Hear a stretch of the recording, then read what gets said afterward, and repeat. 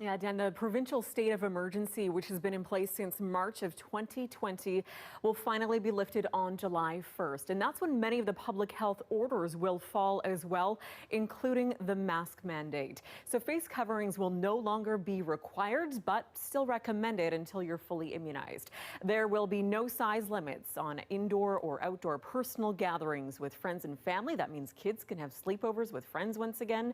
And organized indoor gatherings like sporting events can open up to 50% capacity or 50 people, whichever is greater. For outdoor events, that's expanded to 5,000 people or 50% capacity, whichever is bigger.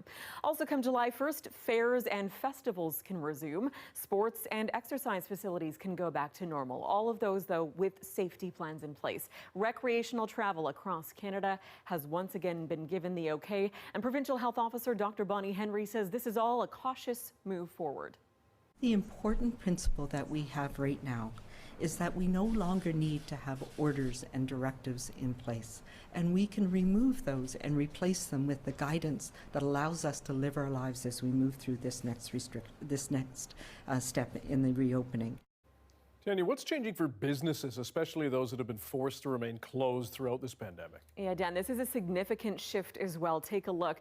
So first, let's start with restaurants, bars, and pubs. Those have been able to stay open, but now there's no limit on group dining sizes. Those rules can be set by the establishment, and liquor service will return to normal hours. Venues can host events, but mingling between tables still won't be allowed. Now, come Thursday, nightclubs and casinos can also reopen. Never thought we'd see this day, at least not yet, but with reduced capacity and measures like barriers and distancing still in place. Meanwhile, at least one epidemiologist says transmissibility in this type of back to normal life will remain the biggest unknown, especially with those variants. We don't really know what the transmissibility looks like in a reopened Canadian population. We haven't ever exposed our variants to that kind of population before.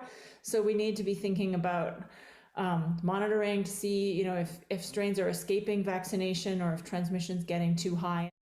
Now, remember, this phase was all predicated on low case counts, declining hospitalizations, and first dose vaccinations among adults at 70%. We've passed all of those metrics with flying colors.